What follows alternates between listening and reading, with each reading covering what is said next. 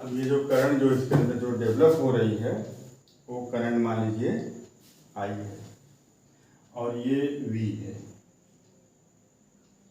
ये यहाँ पर वोल्टेज वी यहाँ पर अप्लाई किया जा रहा है।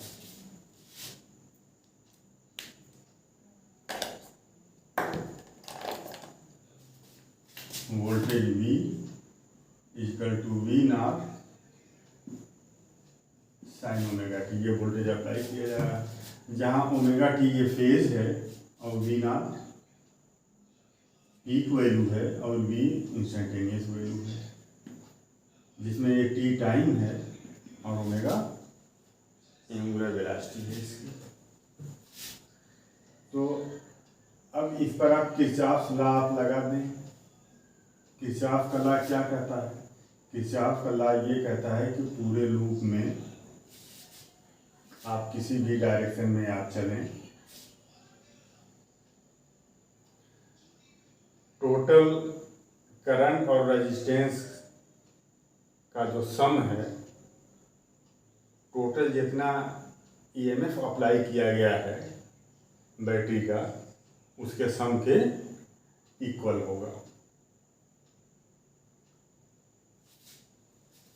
तो अब करंट देखिए ऐसे बह रही है, मान लीजिए करंट तो ऐसे भी बहेगी ऐसे भी बहेगी। जब ये पॉजिटिव हो रहा है तो ऐसे बहेगी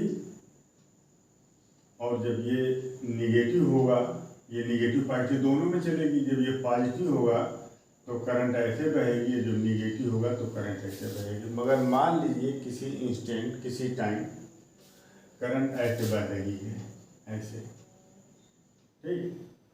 तो टोटल करंट और रेजिस्टेंस का सम टोटल बैटरी के कुल ईएमएफ के सम के या सेल के कुल ईएमएफ के सम के इक्वल हुआ। तो इसमें एक ही ये यहाँ पर पोटेंशियल V है और ये करंट और रेजिस्टेंस का मल्टीप्लाई IR, तो ये V इक्वल टू हो जाएगा IR, V equal to IR। आपको मैं बता दूं कि मान लीजिए ये रेजिस्टेंस है, ये रेजिस्टेंस है, ये रेजिस्टेंस है और मान लीजिए ये वोल्टेज,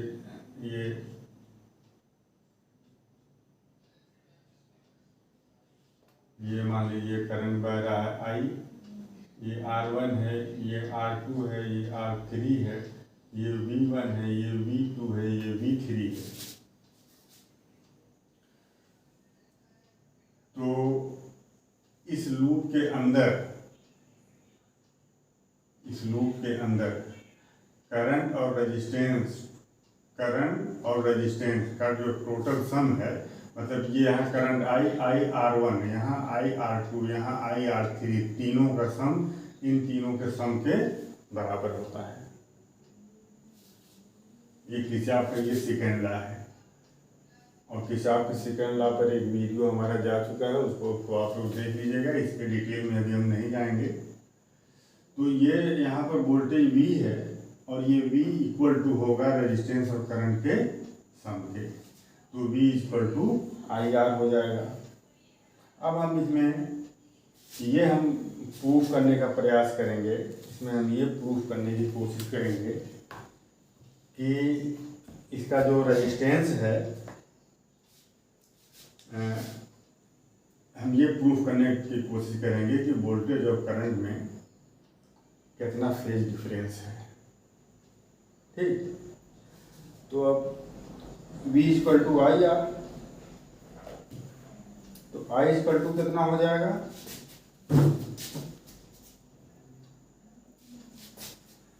तो अब V इक्वल टू यहाँ लिखिए, V इक्वल टू IR, ये तो I इक्वल टू हो जाएगा V अपान R।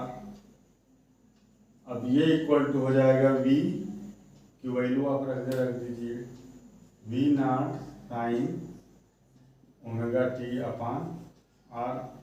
तो I equal to V naught upon R sine omega T, sine omega T. तो अब ये जो V नॉट अपान R है,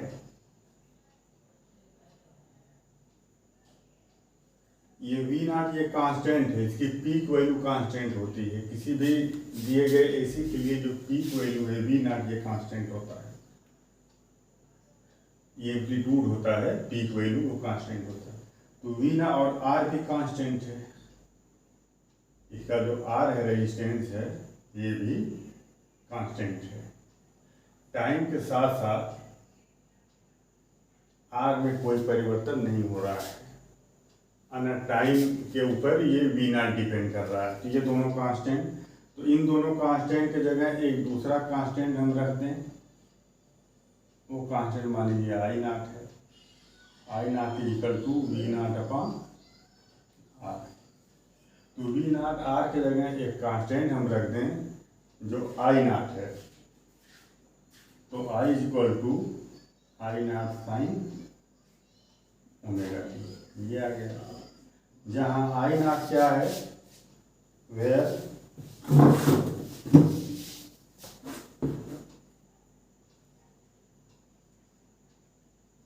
I naught is peak value, ये आई नॉट ये पीक वैल्यू है।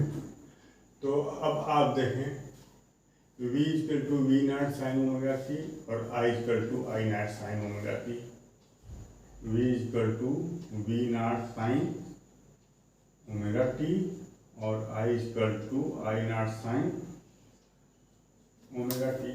ये ओमेगा टी ये फेज है, साइन के बाद जो है, साइन के बाद जो कुछ भी होता है वो सब फेज होता है। तो ओमेगा टी ये फेज है और यहाँ भी ओमेगा टी ये भी फेज है। तो आप ये देख रहे हैं कि v equal to V naught sine omega T का फेज क्या है, W2, और इसका भी फेज क्या है, WT। तो ये मान लीजिए φ1 है और ये मान लीजिए φ2 है। तो दोनों में अगर आप फेज डिफरेंस निकालेंगे तो φ2 माइनस φ1 इक्वल टू φ2 की जगह रखेंगे ओमेगा टी और φ1 की जगह भी ओमेगा टी इक्वल टू 0। तो फेज डिफरेंस 0 है, इन दोनों के बीच फेज डिफरेंस 0। इसका भी फेज ओमेगा टी, इसका भी फेज ओमेगा टी। इसका मतलब ये हुआ ये वोल्टेज और करंट दोनों सेम फेज में होंगे। जब सर्किट प्योर रेजिस्टिव हो तो वोल्टेज और करंट ये दोनों सेम फेज में होंगे। तो ये काफ़ी इम्पॉर्टेंट चीज़ ये याद रखिएगा कि अगर ये प्योर रेजिस्टिव सर्किट है तो वोल्टेज और करंट दोनों एक फेज में चलेंगे, एक डायरेक्शन में जो चलेंगे। तो अब इसका हम फेजर डायग्राम बना लें।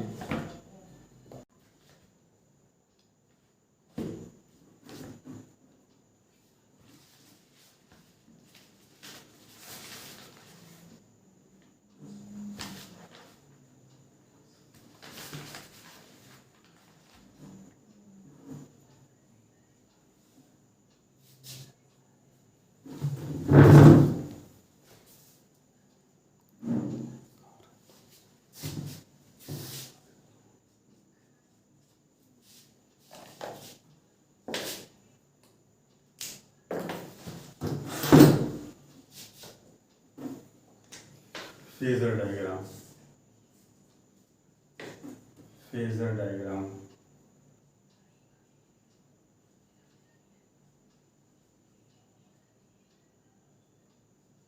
इसका फेजर डायग्राम कैसे बनाएंगे इसका, अब इस पर आप मान लीजिए आपने ले लिया टाइम t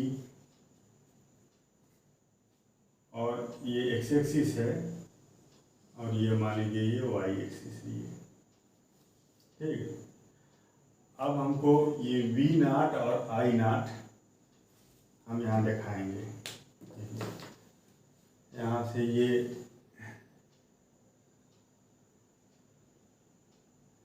ये मान लीजिए क्या बन गया, ये v नॉट है, ये जो वेक्टर है ये v नॉट है, ठीक। और ये यहाँ से इसका ये फेज है ओमेगा टी है ये,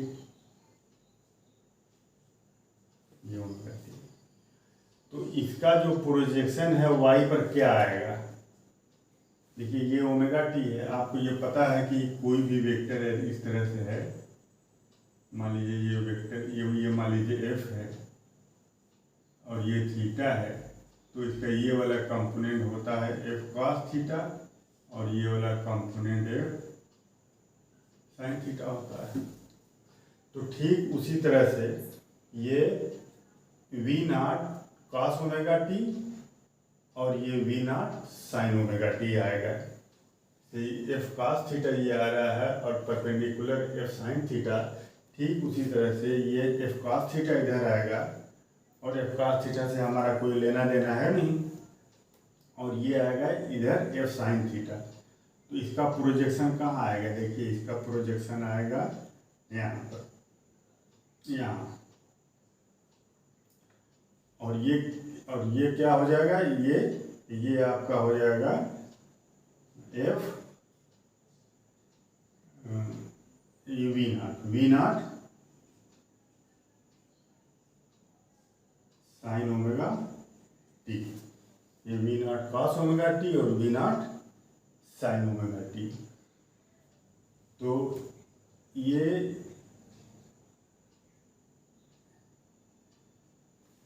क्या आएगा, ये वाला part V naught sine omega T, और यही जो V naught sine omega t है ये इंस्टेंटेनियस वोल्टेज होगा। ठीक, ये इंस्टेंटेनियस वोल्टेज होगा V naught sine omega T, ये V naught sine omega t, इसका ये वाला कंपोनेंट जो वाई पर इसका प्रोजेक्शन है वो इंस्टेंटेनियस वैल्यू बताएगा। तो वी नॉट का ये इंस्टेंटेनियस पार्ट है, वैल्यू है, ये वी नॉट का जो ये वाला पार्ट है वो इंस्टेंटेनियस वैल्यू है। ठीक उसी तरह से आप करंट को दिखाइए। तो अब आप यहाँ देख रहे हैं कि करंट और वोल्टेज दोनों सेम फेज में हैं। जब दोनों सेम फेज में हैं तो दोनों का डायरेक्शन क्या होगा, सेम होगा। मगर आप ये जान रहे हैं कि I naught equal to V naught upon R, V naught में आर से आप डिवाइड कर रहे हैं तब ये आई नॉट के बराबर हो रहा है। मतलब ये है कि आई नॉट छोटा होगा, वी नॉट में आर से डिवाइड कर रहे हैं तब वो आई नॉट के बराबर होता है। इसका मतलब कि आई नॉट वी नॉट से छोटा होगा। तो अब यहाँ आप दिखाइए आई नॉट को, थोड़ा सा छोटा आप दिखा दीजिए, यहाँ दिखा दीजिए आई नॉट। तो ठीक है, ऐसे ही ये आई नॉट का जो ये वाला प्रोजेक्शन है, ये वाला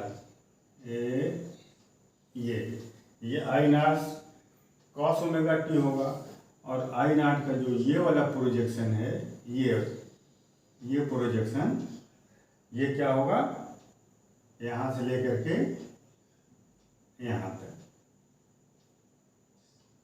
ठीक, तो ये जो प्रोजेक्शन होगा यहाँ से लेकर के यहाँ तक का, ये I equal to I naught sine omega t. ठीक, ये I naught cos omega T और ये I naught sine omega t, इसके परपेंडिकुलर। तो I naught sine omega T ये करंट की इंस्टेंटेनियस वैल्यू है जो आई से हम लिखते हैं ये। तो ये इसका फेजर डायग्राम हो गया। फेजर डायग्राम हम इसको ऐसे लिखते हैं। अच्छा, अब इसके बाद आप देखें कि इसको हम वेव डायग्राम कैसे बनाते हैं। वेव डायग्राम, तो वेव डायग्राम भी देख लीजिए, ये भी आसान है। वेव डायग्राम,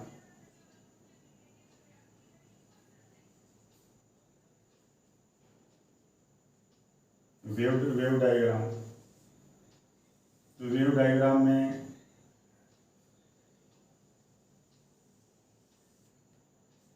ठीक, अब ये मान लीजिए ये वी नॉट है। ठीक, और इसकी जो इंस्टेंटेनियस वैल्यू है V equal to V naught sine omega T.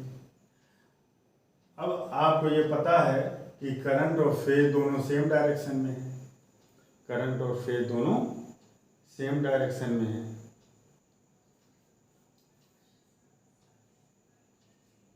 मान लीजिए फेज है इधर एक्स एक्सिस पर, तो अब देखिए यहाँ पर ये दोनों सेम डायरेक्शन में है। ये देखिए यहाँ कितना होगा 0 और यहाँ कितना होगा, एक पूरा चक्कर करने में 2 पाई, तो ये कितना होगा, पाई होगा और ये पाई बाई 2 होगा।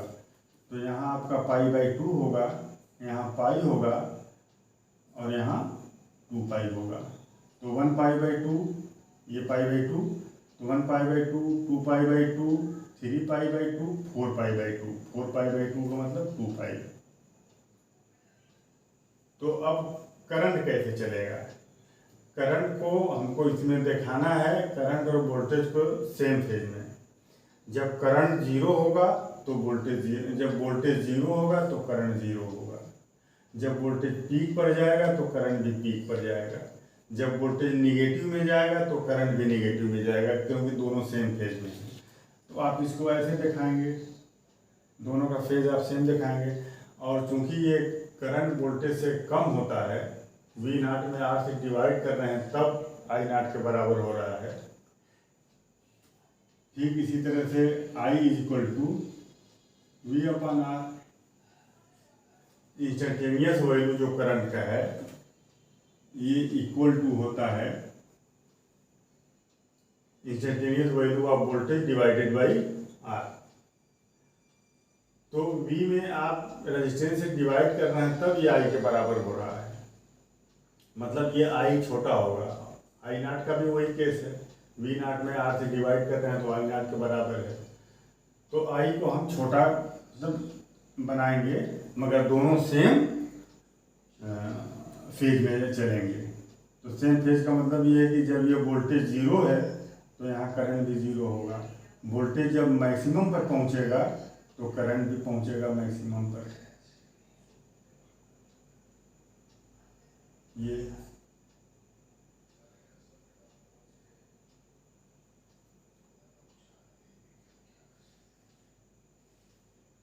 ये ऐसे चलेगा, ये इसको सीधा कर लीजिए।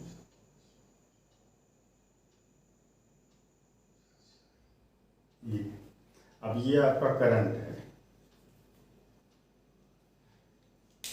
जब ये V0 है यहाँ पर तो उस वक्त ये I0, जब वोल्टेज मैक्सिमम तो करंट मैक्सिमम, यहाँ वोल्टेज 0 तो करंट 0, यहाँ वोल्टेज निगेटिव में तो करंट भी निगेटिव में आया। अब देखिए दोनों सेम फेज में चल रहे हैं, ठीक। तो इसका हम फार्मूला I = इसकी instantaneous value I = I0 sin ω t, और वोल्टेज की instantaneous value V = V0 sin ω t। और V0 ये मैक्सिमम वैल्यू है, पीक वैल्यू, तो जब ये पीक वैल्यू पर पहुंच रहा है वोल्टेज तो करंट भी पीक वैल्यू पर पहुंच रहा है। तो ये हो गया, ये यहाँ 2 पाई है, एक पूरा चक्कर करने में 2 पाई, ये यहाँ क्या होगा पाई, यहाँ क्या होगा पाई बाई 2, यहाँ कितना हो जाएगा 3 पाई बाई 2। तो अब देखिए करंट और वोल्टेज दोनों बिल्कुल सेम फेज में चल रहे हैं, तो ये प्योर रेजिस्टिव सर्किट के लिए है ये, और ये इसका फेजर डायग्राम है। नेक्स्ट वीडियो में हम प्योर इंडक्टिव सर्किट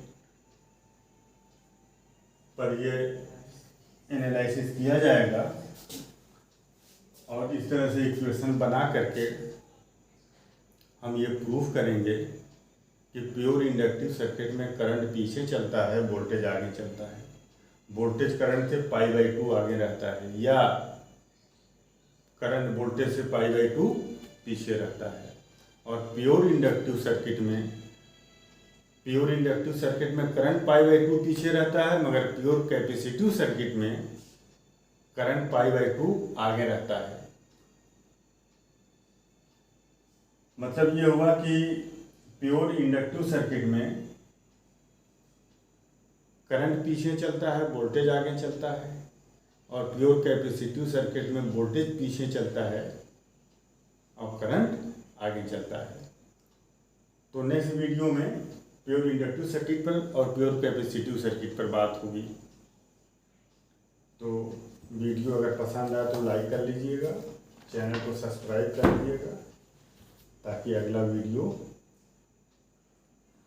जब अपलोड हो तो उसका नोटिफिकेशन आपको पहुँचे। Thank you.